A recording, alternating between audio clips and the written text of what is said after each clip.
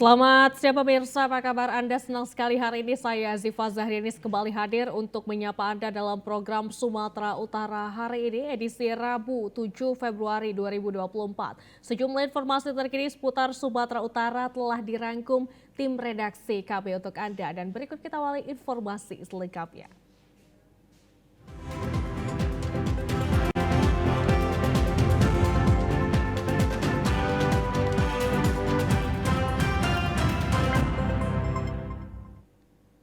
Jadi informasi pertama pemirsa jelang kunjungan Presiden Republik Indonesia Joko Widodo ke Kabupaten Batubara, gerbang tol 50 di ruas tol Indrapura Kisaran ditutup sementara selama 2 hari.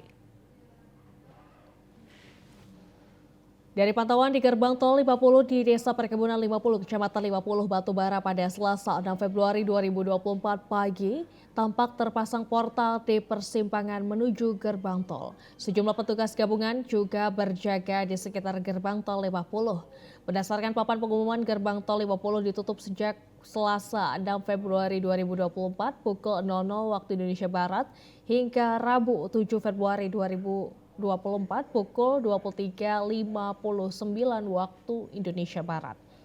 PT Utama Karya selaku pengelola tol Indrapura Kisaran menyebutkan penutupan gerbang tol 50 ini dalam rangka penyempurnaan sistem transaksi dengan melakukan perawatan mesin jalan tol. Sementara itu Presiden Joko Widodo akan meresmikan jalan tol di gerbang tol 50 berlangsung hari ini.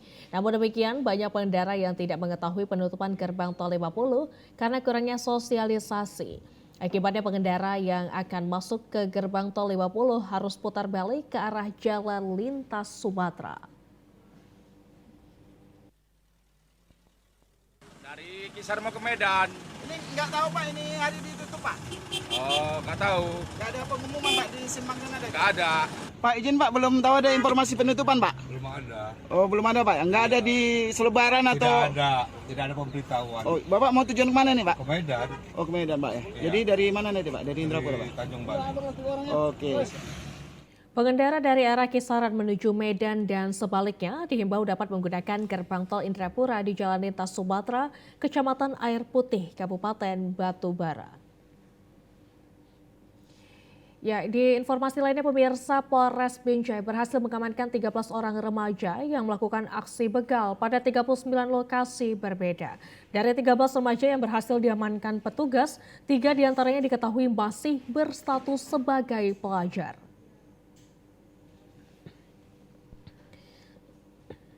Satreskrim Polres Binjai bekerjasama dengan personil dari Polda Sumatera Utara berhasil mengamankan 13 orang remaja yang melakukan tindak pidana begal di 39 lokasi yang berbeda yang berada di wilayah hukum Polres Binjai, Polres Tabes Medan, dan Polres Langkat. Dari 13 tersangka yang berhasil diamankan petugas, 3 diantaranya masih berstatus sebagai pelajar. Dari tangan para tersangka, petugas berhasil mengamankan barang bukti 3 unit sepeda motor, 2 buah sajam jenis celurit, 4 buah parang panjang, dan puluhan plat nomor sepeda motor. Penangkapan para tersangka berdasarkan laporan para korban sebanyak 20 lebih laporan yang dikumpulkan dari Polres dan Polsek. Kasat Reskrim Polres Binjai AKP Zuhata Bahadi mengatakan motif para pelaku merampas sepeda motor milik korban untuk dijual. Para pelaku melancarkan aksinya di lokasi yang sepi dan dalam menjalankan aksinya, para tersangka ini bekerja secara berkelompok sekitar 5-9 orang. Para pelaku biasanya berbagi tugas, ada yang memepet sepeda motor korban dan ada yang mengancam dengan senjata tajam. Dengan begitu, korban menjadi takut dan berusaha menyelamatkan diri dengan cara meninggalkan sepeda motornya. Dari pengakuan dari para pelaku ada 39 TKP, 6 TKP di wilayah hukum Polres Binjai, 4 di wilayah hukum Polres Langkat, dan 9 di wilayah hukum Polres Tabes Medan. Pengungkapan kasus ini merupakan salah satu tangkapan besar Polres Binjai sesuai komitmen Kapolres Binjai untuk menciptakan suasana yang aman dan kondusif di wilayah hukum Polres Binjai khususnya jelang pemilu. Biasanya mencari tempat-tempat yang sepi, di mana ada lokasi yang wilkumnya masih Binjai, tapi itu wilayah administratifnya di Deli Serdang. Pada saat mereka melakukan turun, minimal mereka itu 5 sampai sampai dengan sekitar 9 orang. Jadi sekitar 5 sampai 9 orang. Jadi modusnya itu mereka membagi tugasnya masing-masing. Kita ke Sidempuan, pemirsa. Resort Padang Sidempuan menggerebek kawasan Kelurahan Aek Tampang, Kecamatan Padang Sidempuan Selatan yang kerap dijadikan penyalahgunaan narkoba. Dan pada penggerebekan tersebut, petugas menangkap 3 orang pengguna narkoba. Menindaklanjuti laporan masyarakat tentang maraknya peredaran narkoba di Jalan Baginda Sulun Harahap, lingkungan 1, Kelurahan Aek Tampang, Kota Padang Sidempuan.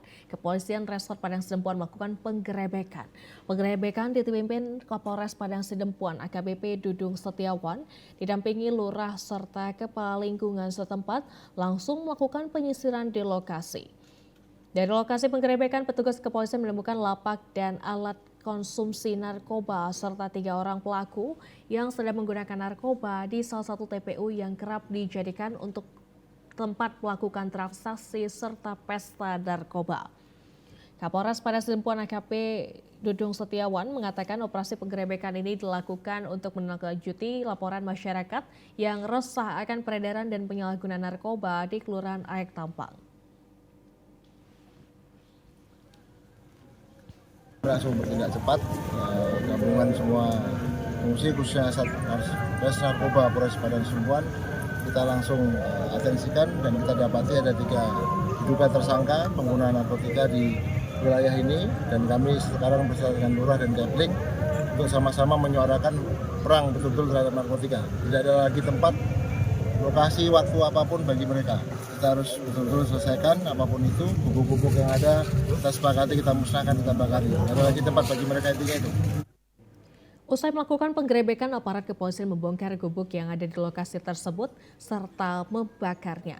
Sedangkan 3 pelaku yang diduga pengguna narkotika jenis sabu-sabu dibawa ke Makopolres Padang Sidempuan untuk pemeriksaan yang lebih lanjut. Dari Sidempuan kita ke Labusel, pemirsa. Polres Labusel berhasil mengungkap 9 kasus jaringan gelap narkotika jenis sabu dan ganja dan mengamankan 13 tersangka, 2 diantaranya wanita. Melalui konferensi pers, Kasat Narkoba Polres Labuan Batu Selatan menjelaskan pengungkapan yang dilakukan selama 16 hari dimulai sejak 18 Januari hingga 3 Februari 2024 berhasil menyetip barang bukti sabu sebanyak 11,94 gram, ganja 5,8 gram, serta menyita 3 unit sepeda motor, 7 unit handphone, serta uang sebesar Rp1.235.000. Pengungkapan 9 kasus tersebut merupakan kerjasama Polres Labuan Batu Selatan dengan Polres jajarannya. Kasat Narkoba Polres Labuan Batu Selatan AKP Endang R. Ginting dalam konferensi pers pada 6 Februari 2024 menyampaikan bahwa ke-13 tersangka merupakan jaringan, bahkan 2 diantaranya residivis dengan kasus yang sama. Dengan adanya pengungkapan kasus ini bisa menekan peredaran narkoba di Kabupaten Labuhan Batu Selatan. Dengan pengungkapan kasus narkoba ini ada berapa tersangka? Tersangka yang kita amankan 13 orang dari 9 kasus yang kita lakukan pengungkapan di wilayah hukum Polres Labuan Batu Selatan. Barang bukti sendiri, Pak? Barang bukti yang kita sita itu ada 11,94 gram narkotika jenis sabu, 5,89 gram narkotika jenis ganja, 3 unit sepeda motor, 7 unit handphone, dan uang sebesar Rp1.235.000. Saat ini 9 tersangka dijebloskan dalam tahanan Polres Labuan Batu Selatan, sedangkan 4 tersangka lainnya yang merupakan wanita berada dalam tahanan lapas. Pemirsa, kantor PT Pos Indonesia Cabang Pembantu Kampung Masjid Kecamatan Kualo Hilir, Kabupaten Labuhan Batu Utara menyalurkan bantuan pangan. Suasana penyaluran bantuan terlihat ricuh dan saling berdesakan. Kondisi ini disebabkan banyaknya penerima bantuan, yakni 1.100 orang penerima bantuan pangan dari keluarga penerima manfaat. Warga datang dan memadati halaman kantor PT Pos sehingga nyaris tidak dapat menampung kehadiran warga. Warga berlomba dan saling berdesakan menuju meja petugas penginput data serta penerima bantuan pangan dari Bapanas. Salah seorang penerima bantuan, Marningo Sinaga, mengatakan ia sudah kelima kali menerima bantuan pangan berupa beras dan untuk pertama kalinya menerima bantuan melalui kantor PT Pos Indonesia cabang pembantu Kampung Masjid. Selama ini penerimaan bantuan pangan beras ini gimana Pak? Dilaksanakan? Iya kadang di kantor camat Pak. Yang di kantor pos ini berapa kali? Ini baru. Jadi perbandingannya kalau dia di kantor camat sama di sini apa bedanya Pak? Ini kan Bang karena sekali jadi rame. Rame ya? Nah, jadi waktu saya ingat di kantor camat bukan pala begini ramenya Bang. Kepala Cabang Pembantu Kantor PT Pos Indonesia Kampung Masjid Rinaldi Hasibuan membenarkan sejak 7 bulan kantor pos beroperasi baru pertama kali menyalurkan bantuan pangan beras kepada masyarakat dari 2 kecamatan dan 1 kelurahan. Sedangkan jumlah desa di Kecamatan Kuala Hilir mencapai 6 desa dengan menerima bantuan pangan sebanyak lebih dari 3.000 kakak. Pihaknya berjanji ke depan akan memperbaiki pelayanan yang lebih baik lagi agar penyaluran bantuan lebih tertib. Ini untuk yang pertama kali kita lakukan pembagian beras di kantor pos. Selama ini kita alihkan di kantor camat Kuala Hilir. Jadi terkait tadi kan ada keluhan dari masyarakat. Itu dengan pertama kali tadi sepertinya tidak tertib dan itu masyarakat agak mengelola dengan fasilitas dan sarana yang disiapkan oleh kantor pos sendiri. Itu kedepannya bagaimana Pak? Untuk kedepannya kita lebih belajar dari kesalahan yang sebelumnya dan kemungkinan untuk kedepannya masih kita pikirkan apakah di kantor pos atau di kantor camat lagi. Pemirsa, prihatin dengan kondisi demokrasi yang berada dalam kondisi kritis. Puluhan guru besar dan alumni Universitas Sumatera Utara meminta kepada Presiden Republik Indonesia Joko Widodo beserta jajarannya untuk tetap netral dalam pemilu tahun 2024. Bertempat di halaman Gedung Pancasila Universitas Sumatera Utara, puluhan guru besar beserta para alumni menyampaikan sikap mereka terkait kondisi demokrasi yang menurut mereka berada dalam kondisi kritis. Aksi ini merupakan panggilan nurani dari masing-masing guru besar dan para alumni atas kondisi bangsa yang saat ini sedang memprihatinkan. Mereka menambah gaung dari para akademisi dan kampus yang menginginkan agar demokrasi ditegakkan menjelang pemilu. Seruan dari para guru besar tersebut meminta kepada Presiden Indonesia Joko Widodo beserta jajarannya untuk tetap netral dalam pelaksanaan pemilu dan meminta KPU juga Bawaslu agar netral, jujur, dan adil. Kepada TNI Polri juga untuk tetap netral dan bekerja secara profesional serta maksimal menjaga keamanan dan ketertiban dalam pelaksanaan pemilu 2024. Moral dan etika eksekutif itu kurang menjalankan amanah. Jadi oleh karena itu maka perlu pernyataan sikap kan begitu. Jadi oleh karena itu ya kita selaku garda terdepan dari sisi pendidikan ya kami juga menaruh prihatin kepada kehidupan berbangsa dan bernegara sehingga peradaban berbangsa bernegara dalam rangka menjaga keutuhan NKRI itu harus kita tegakkan begitu, jangan diomong-omong. Pemirsa, masih banyak sekali informasi yang akan Anda saksikan sesaat lagi. Tetaplah bersama kami.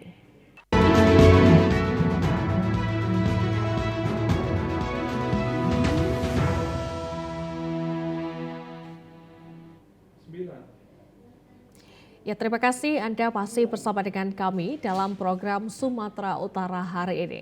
Pemirsa, sebanyak 537 orang warga binaan di Lapas Kelas 2 Sibolga memenuhi syarat untuk menjadi pemilih dan dapat menyalurkan hak pilihnya pada pemilu 14 Februari 2024.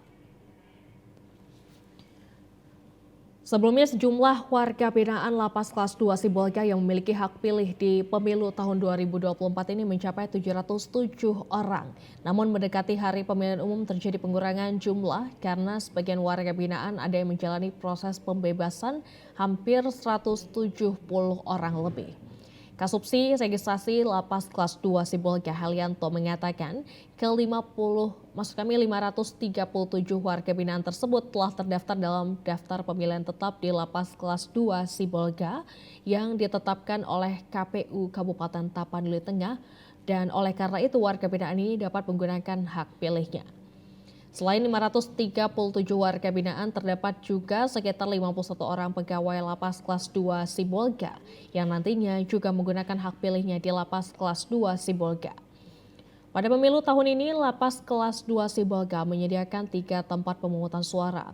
Sementara untuk petugas KPPS-nya merupakan para pegawai Lapas Kelas 2 Sibolga yang telah mengikuti bimbingan teknis dari KPU Kabupaten Tapanuli Tengah. Sementara dari segi keamanan pada pelaksanaan pemilu di Lapas Kelas 2 Sibolga, pihak lapas telah berkoordinasi dengan aparat kepolisian setempat dan juga melibatkan petugas keamanan lapas untuk menyukseskan pelaksanaan pemilu tahun 2024. Lapas Kelas 2 Sibolga juga telah melakukan sejumlah sosialisasi kepada warga binaan, bahkan beberapa pegawai Lapas Kelas 2 Sibolga juga telah mengikuti bimbingan teknis yang diselenggarakan KPU bekerjasama dengan Kanwil Hukum dan HAM Sumatera Utara. Persiapan pemilu ini, yang pertama kemarin kami juga sempat mendapatkan BIMTEK langsung di Lapas Sibolga. Kami mengundang meminta KPU untuk memberikan BIMTEK khusus ke Lapas Sibolga untuk pegawai-pegawainya juga yang ikut dalam hal sebagai peserta KPPS maupun keamanan ketertiban. Selain sosialisasi atau BIMTEK koordinasi dengan KPU Provinsi juga yang dilaksanakan di Kanwil Sumatera Utara, Kanwil Kemenkumham. Di sana kami perwakilan dari setiap lapas, terkhusus dari Lapas Sibolga mengirim 2 orang untuk mengikuti BIMTEK tersebut. Ya pemirsa, peran serta masyarakat, insan pers serta organisasi kemasyarakatan di Serdang Bedagai sebagai mitra Bawaslu dalam mencegah dan menangkal pelanggaran pemilu sangat diperlukan saat ini. Terlebih pelaksanaan pemilu saat ini tinggal menghitung hari. Hal tersebut disampaikan Komisioner Bawaslu Bambang Dena Sastra di sela kegiatan sosialisasi pengawasan partisipatif yang melibatkan elemen masyarakat, insan pers, organisasi kemasyarakatan, mahasiswa, serta lainnya yang peduli akan pelaksanaan pemilu yang jujur dan adil dan dapat terhindar dari suatu pelanggaran yang dapat mencederai nilai demokrasi yang jujur dan bebas serta rahasia. Pada kesempatan tersebut, Bapak mengajak semua elemen dalam kegiatan tersebut untuk turut sebagai mitra Bawaslu dalam melakukan pengawasan partisipatif. Baik itu dalam proses kampanye yang saat ini sedang berjalan, serta pada pelaksanaan di hari pencoblosan nanti. Sehingga apa yang kita harapkan pemilu yang melahirkan pemimpin yang memiliki kebangsaan Indonesia 5 tahun ke depan merupakan pilihan rakyat Indonesia secara menyeluruh. Sementara bagi peran media yang turut hadir pada kegiatan tersebut berharap menjadi mitra dalam pemberitaan yang positif dan menyejukkan, terutama dalam penyampaian hasil proses pilpres yang berintegritas tinggi sehingga masyarakat yang menonton dan membaca tidak mempunyai keraguan yang cenderung lebih bernuansa keberpihakan tanpa menjaga netralitas media dalam menyampaikan berita masyarakat. Dititik beratkan kepada seluruh elemen masyarakat dapat berkontribusi melakukan langkah-langkah konkret pencegahan terhadap pengawasan proses penyelenggaraan pemilu ke depan ini. Melakukan pemetaan tidak terhadap kerawanan pelanggaran pemilu?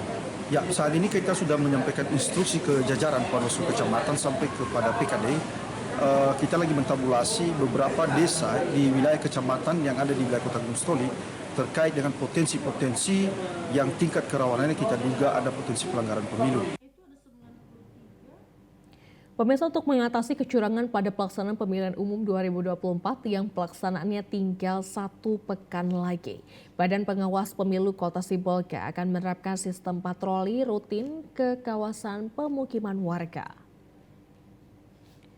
Penerapan sistem patroli rutin ini digunakan Bawaslu Kota Sibolga bertujuan untuk mencegah terjadinya pelanggaran pemilu terutama menjelang hari pencoblosan di TPS. Koordinator Divisi Penanganan Pelanggaran dan Penyelesaian Sengketa Pemilu Bawaslu Kota Sibolga, Sio Bangun Marganda menyampaikan, Bawaslu Kota Sibolga dan jajarannya terutama di tingkat kecamatan menginginkan pelaksanaan pemilu serentak di Kota Sibolga berjalan tertib dan lancar.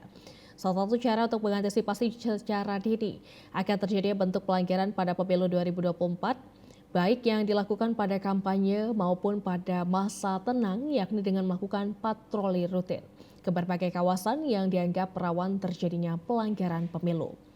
Menurut anggota Bawaslu Kota Sibolga, ada beberapa jenis pelanggaran pemilu yang kerap terjadi pada masa kampanye yang kemungkinan menghadirkan anak-anak. Dan pelanggaran pemilu yang paling dikhawatirkan yakni terjadinya money politik atau serangan fajar kepada masyarakat. Untuk mencegah terjadi praktik money politik, Bawaslu Kota dan Sentra Gakumdu akan melakukan lebih lagi patroli rutin dari pagi hingga malam hari, sehingga tidak ada celah bagi para pelaku money politik di Kota Sibolga untuk melancarkan aksinya yang mencederai kejujuran pemilu. Selain meningkatkan patroli rutin, Bawaslu Kota Sibolga juga meminta peran aktif dari masyarakat dan para partai politik agar segera melaporkan jika ada penemukan bentuk pelanggaran pemilu terutama menyangkut money politik. Harapan kita juga kepada Komnas HAM dengan adanya rapor ini, maka jajaran Bawaslu itu bergerak setiap pagi, siang, dan malam melakukan patroli pengawasan. Itu yang kita harapkan agar kita bisa melakukan pencegahan biar pemilu di Kota Sibolga ini bisa berjalan dengan damai dan sesuai dengan harapan masyarakat.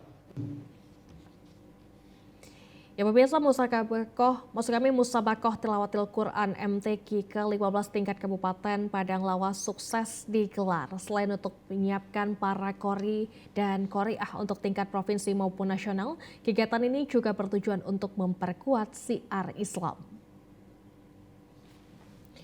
Musabakoh Tilawatil Quran ke-15 tingkat Kabupaten Padang Lawas yang diselenggarakan di Kecamatan Ulu Sosa berjalan lancar selama 4 hari. Kegiatan MTQ ini diikuti 1.735 peserta dari 38 cabang perlombaan utusan 17 kecamatan se-Kabupaten Padang Lawas. Pada MTQ ini tampil sebagai juara umum Kecamatan Barumun menggeser Kecamatan Sosa sebagai juara sebelumnya. Camat Barumun Fauzan Taufik Daulay merasa bersyukur bisa meraih juara umum. Ia juga mengungkapkan terima kasih kepada para peserta putra-putri terbaik yang telah berjuang dengan maksimal untuk Kecamatan Barumun. Camat Barumun Fauzan Taufik Daulay berharap agar yang meraih prestasi hari ini untuk tetap mempersiapkan diri dengan maksimal untuk dapat meraih prestasi di tingkat provinsi maupun tingkat nasional. Kami Camat Barumun merasa bahagia dan terharu. Memang baru kali ini, karena menurut kami yang namanya juara satu itu adalah murni memang pilihan Dewan Hakim. Selama ini di mana juara umum selalu tuan rumah. Kali ini betul-betul memang yang juara umum itu bukan tuan rumah. Alhamdulillah, mudah-mudahan ini adalah momen yang penting untuk kedepannya bahwa di MTQ harus murni betul-betul juara. Informasi yang baru saja Anda saksikan menutup perjumpaan kita pada siang hari ini. Mewakili seluruh kerabat kerja yang bertugas, saya Ziva Zahrias mengucapkan terima kasih atas perhatian Anda. Selamat siang dan sampai jumpa.